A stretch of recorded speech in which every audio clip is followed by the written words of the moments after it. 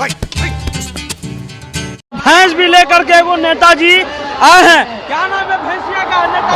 भैंस का नाम है स्मृति ईरानी।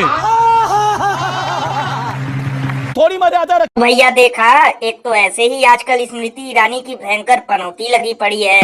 लोग उन्हें ट्रिपल एक्सल सिलेंडर और पति चोर कहकर मजाक उड़ा रहे हैं, और ऊपर से इस व्यक्ति ने भी भैंस का नाम स्मृति ईरानी रख दिया। लल्लन भैया, यही सब देखकर तो कल से टेंशन है कि कहीं आगे चलकर अमेठी वाले इनका नाम शक्कर की बोरी ना रख दें।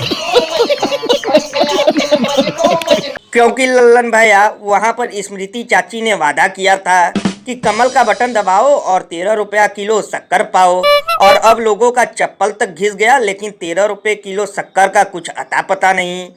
भैया इसीलिए तो लोग घनघोर बेइज्जती करते हुए ये कहते हैं कि देश के नेताओं का गजब है कारनामा, क्योंकि ये टोपी के साथ लोगों को पहना देते हैं पैजामा। गजब बेइज्जती है। ये बिल्कुल सही कहा आपने, क्योंकि लोगों को उल्लू बनाने और चूना लगाने में इन लोगों को एक्स्ट्रा 2AB महारत हासिल है। क्योंकि पहले ये लोग कहते थे हमारी सरकार बनते ही महंगाई धरती छोड़कर भाग जाएगी, बेरोजगारी का नामो निशान नहीं रहेगा, और हवाई चप्पल वाले भी हवाई जहाज में बैठेंगे। लेकिन अब लोगों का जेब खाली और सारा वादा निकला जाली। और अभी तो रुको, क्लाइमैक्स अभी बाकी है। मैं बहुत छोटी आयु में घर छोड़ करके एक झोला लेकर के चल पड़ा था।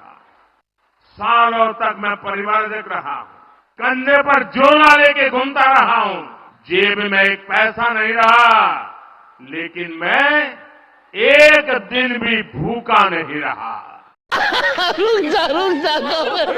तो भैया सुना, विश्वगुरु बहुत ही छोटी उम्र में घर से झोला लेकर निकल पड़े थे और देश भर भटक रहे थे, और तब इनके जेब में एक फूटी कौड़ी तक नहीं होती थी, लेकिन उसके बावजूद भी ये कभी भूखे नहीं रहे, क्योंकि देशवासी इन्हें खाना खिला देते थे।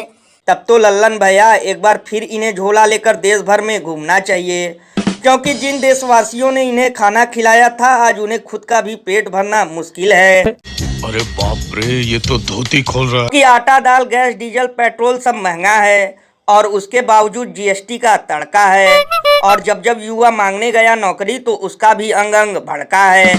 भैया इसीलिए तो इस पर महान कवि बाबा लपेटू दास ने कहा है, जिन देशवासियों को ये लोग कहते हैं अपना परिवार, बेच देंगे एक दिन उनका ही ये कपड़ा उतार। और भैया सबसे कमाल की बात तो ये है कि देश का किसान सड़कों पे है, नौजवान युवा नौकरी और रोजगार के लिए भटक रहा है, गरीब मजदूर परेशान है, लेकिन इस पर ये लोग कभी कोई ध्यान नहीं देते, और जैसे ही चुनाव आता है वैसे ही करोड़ों खर्च करके सुनाते हैं अपनी दुख भरी कहानी, चाहे भले ही ना हो लोगों के नसीब में दाना और पानी।